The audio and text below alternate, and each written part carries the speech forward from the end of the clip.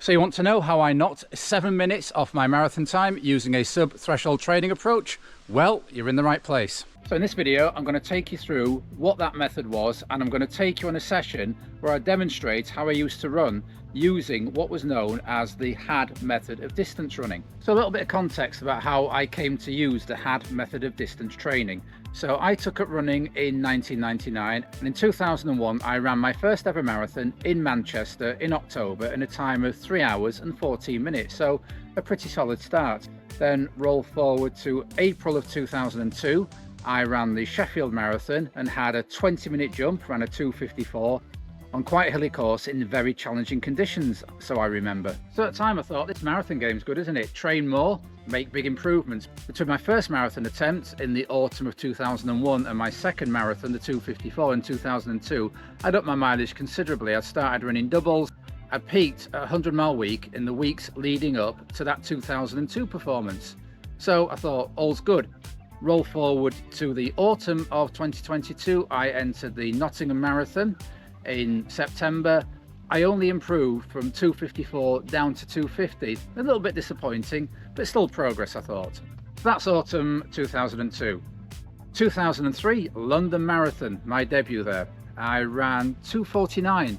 I was tracking for low 2:40s, but wheels came off at 20 miles, a very common experience amongst marathon runners. So I'd gone 3:14, 2:54, 2:50, 2:49, all PBs, but the gains are getting smaller and smaller. Carried on training all the way through the summer of 2003. I actually ran a 33-minute 10K, so my shorter distance times were getting faster and faster, but my marathon time, the gains were getting smaller. So Nottingham Marathon again, 2023, 2:51, the first time I hadn't run a PB. So I had the issue of, for me, very pleasing, very good 10K times, but very disappointing marathon performances. And at the time, on the Runners World Forum, there's a lot of discussion about a coach named HAD, and I'll talk a little bit more about who he was later in the video. On editing this, I realised I hadn't, so here he is. His name is John Walsh. He was a Maltese-based coach. He helped set up the Malta Marathon and did lots of other things to improve running in that island. And about 20 years ago, the running boards, including Let's Run, were awash with threads about his method of distance training. But I got invited to join an online forum, which was a private one, where he was very kindly offering to coach people for free. So I started using his method. Now, his method, what is called phase 1, takes runners like I was, somebody who wants to achieve at the marathon, but whose marathon performance and 10K, and in my case half marathon performances, are way better than their marathon. In other words, I had a very, very good developed LT2, as we'd call it today, very good lactate threshold. Any races between about 30 minutes and 70 minutes, I was your man.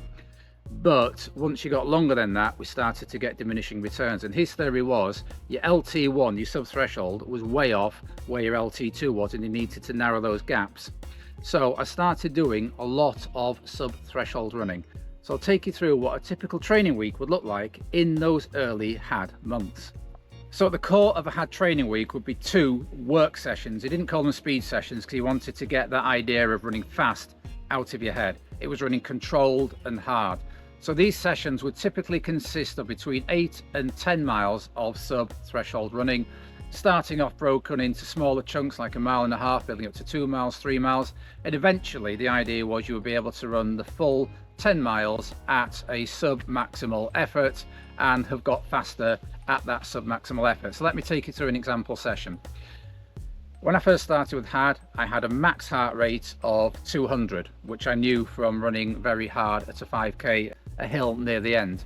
So we worked at my max to be 200. So the first zone he had me working in was 155 to 160, and he told me to go out and run 2 lots of 5K with a 2 or 3 minute jog recovery in that heart rate zone. Do not exceed 160 beats a minute. Even if you have to slow down at the end, you need to not exceed that limit. And then what would happen by running that over a period of 5 or 6 weeks, the pace at which you could run 155 to 160 beats a minute, if you were not well aerobically trained, as we reckoned I weren't, would get faster and faster. The second session of the week might consist of slightly shorter reps at 160 to 165. So for a 5 or 6 week block, you will just hammer those 2 heart rates on your sessions. Everything else will be easy running, so to 70 to 75% of heart rate max. You might do 60 minutes on the Monday, Wednesday, Friday, Saturday, 2 hours on the Sunday, and then on the Tuesday and the Friday, do those sessions as described. So that got me through the first phase of HAD training. Once you had done a 5 or 6 week block working at those heart rates, the idea was you would suddenly see a jump, and many people did, of 10 to 15 seconds a mile in your running at those heart rates. You would then in the next block move on to working at 160 to 165 and 165 to 170. He called it squeezing the toothpaste. So imagine a tube of toothpaste. You get a lot out very quickly by squeezing at the top. You get loads of toothpaste out, probably too much. And he said that's what a lot of runners do by working at what we call zone 3 and higher all the time.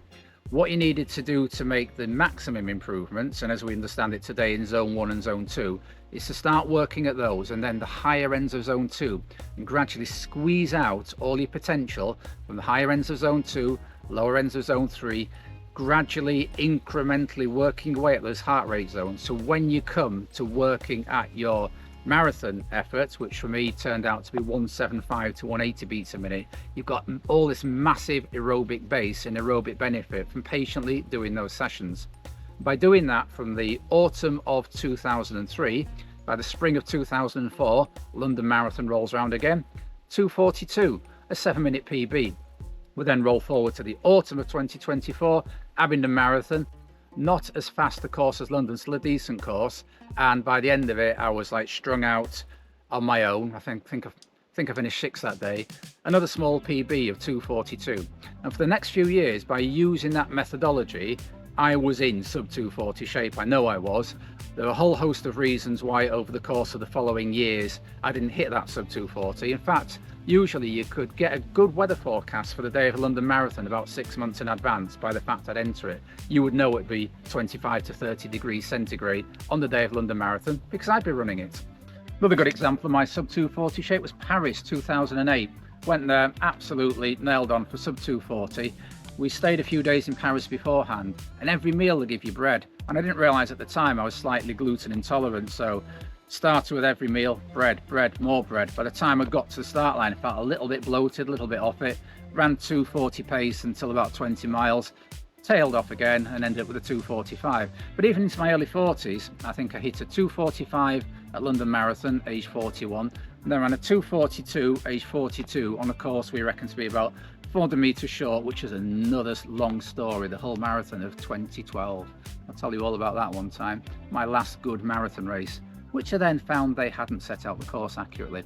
Anyway, the point being with this methodology of training is that if you work relentlessly at these sub-maximal thresholds in very tight boundaries of 5 beats a minute and do it over a 5 or 6 week period, you will see those gains if you are, like me, where your 10k, 10 mile and half marathon times were very solid, but your marathon times kept, well in my case, it was a failure.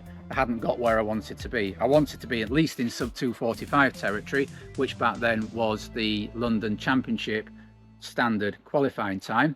So by using the HAD approach, I got there. So let's head down to the North Dorset Trailway and execute one of those HAD sessions on a 1.5 mile stretch of Old Railway Line. And today's session is 4 times 2 miles or 3 minutes recovery, heart rate not to exceed 165. So first 2 mile section, looking for the heart rate not to get really above 160, which is 80%. As you can see, a reasonable surface, a little bit stony in places and very scenic. 7:34 for that first one, heart rate in the low 150s. It's important you don't push straight into zone in the first mile of any run because you'll find yourself fading badly if you do. 7:35 from L2, and I got 3 minutes recovery. Heart rate got up to 157 by the end there. Remember, we're looking for no more really than about 165, 82%.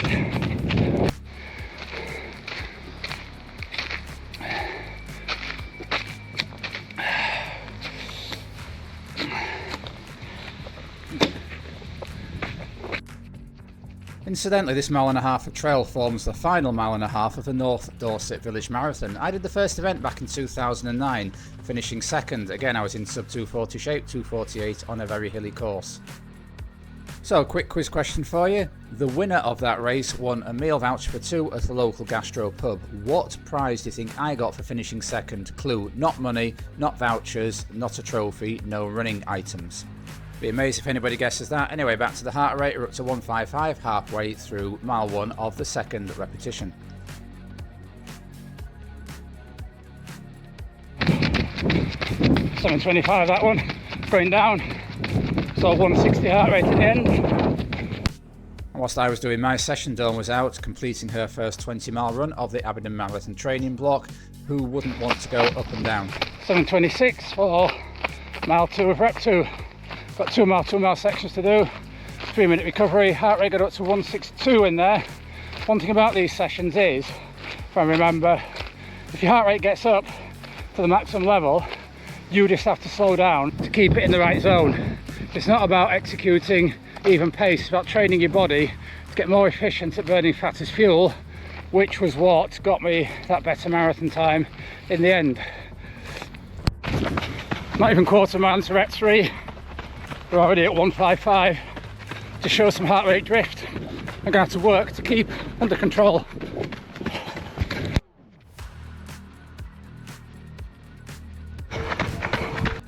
Only 2 beats off the max allowed, so better steady on. 7.38, just lost a couple of seconds on the switchback, probably more like 7.36. So the thing is with these sessions, by setting a heart rate above which you must not go, it actually takes the stress out of running. You just run, you monitor your heart rate, and you just make sure you don't go above it. You're not stressing about pace.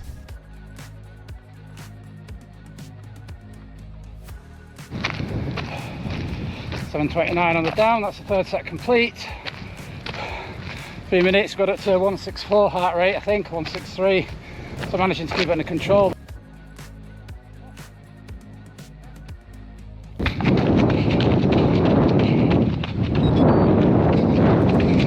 $7.32 mile 1 mile to go.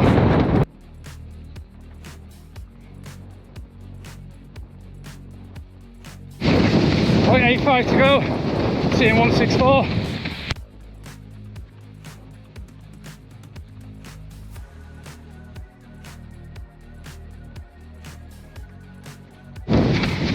Wouldn't really get up. Pace is slowed. We're sticking to the heart rate. But for about 10 seconds of this run, we went 1 beat away. All done. Successful. So later on we'll unpick all those numbers from that Hadstale session. So let's log on to the Coros Training Hub, click on the correct run and see what we have. We can see each of the 4 sections laid out there, each of the 4 2-mile sections. We can see that early on, well, that's just on pace at the minute. I need to choose heart rate as well, so I can compare the two. Click on heart rate, there we go, the red line. We can see that at the beginning I was well below 160. That's entirely necessary on the first repetition. You don't want to get up to 155 to 160 or 160 to 165 straight away, because you just burn yourself out. You can see as we go through the second repetition, mostly in the 150s, we start touching low 160s by the end, have our 3-minute recovery, then we're up to the mid 160s again, mid 160s, well, low 160s for the final one. We can just see there, that's where we tip over into 166 about a minute from the end, and then manage to bring it back down. So all in all, a successful session. There are loads of other metrics you can play with here I hardly ever look at. You can compare the power with the pace and the heart rate if that's your thing. You can also click on each individual 2-mile section or each repetition depending on whatever session you're doing, and you can compare and contrast the numbers from there. So you can see I just scroll down and I click on the final one. You can just look at that and the metrics there if you want. You can compare the final one to maybe the penultimate one. You can click on all of them and you can actually get the running pace from that and get the overall average pace for the running part of that session, which is 7:32 actual pace, 7:29 effort pace, and an average heart rate across the piece of 156. That's my session all done. Now off on this borrowed bike from the chap I was staying with.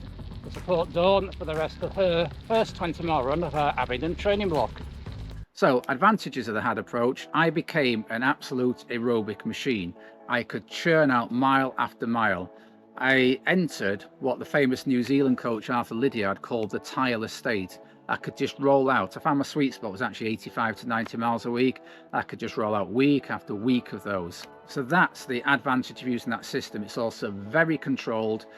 On a warm day, you would not worry about slowing down because you knew you were working in the right heart rate zone to see the benefit. If you had to do your running on a slightly undulating loop or a trail surface, it didn't matter if you were slower because you were absolutely in the right heart rate zones. Now, to make sure I was running very, very evenly, I used to go down the track and do these, the Dorothy Hyman Stadium in Coros, Barnsley, and I'd run lap after lap after lap around there, noting my heart rate every lap, taking a lap split, heart rate split. Very precise method of training. So if you do like that method of training, I'd heartily recommend looking up HAD method of training on the internet. I'll put a couple of links in the description below. There's many interesting discussions, particularly on the Let's Run forums. Disadvantage of using that method of training: you've really got to be mentally up for it. Now, as I said in a previous video, through 2002-2003, I was a keen club runner. I wanted to do all the races on the club championship. I wanted to do every relay event that the team entered. I'd do track and field, I'd do cross country, and basically that had to get kicked into touch. All I had to concentrate on was these sessions. So it was a choice of, did I want to be in the mix, doing all the club championship races, enjoying it, enjoying the banter, enjoying the competition, or did I want to put all that to one side? And the answer at that time was yes, because I was so desperate to get that sub 2:45 marathon and get into around 2:40 marathon shape. I did sacrifice a lot of races in that year 2004 and into 2005 and beyond. So that's one disadvantage, is you almost have to reach probably what Jake Barraclough would call this marathon monk-like state, where you just relentlessly plow on to that single goal. Now, I managed to do that for a couple of years, but at the end of the day, I got what I wanted. I got my sub 2:45. I didn't get the sub 2:40 due to circumstances I've mentioned, but I then missed racing. I missed entering local races, running for my team, running for my club. So at this point, I realised I sat there for another 15 minutes recording my thoughts on sub-threshold training and my own reflections on my running journey. I think it'd be far too self-indulgent to put out a 30-odd minute video about my heart rate progressions over the years. It's a theme I may return to in future videos. But if you have enjoyed this video, if you have found it useful, please give it a like, and if you've got any questions about this type of training, anything you'd like to challenge, then yeah, please pop it in the comments and let's start a discussion. I think people would really find this methodology interesting given the recent interest in single threshold and double threshold running. So yes, let me know what you think and I'll try and respond to any questions. So until next time, keep on keeping on. Keep on keeping on.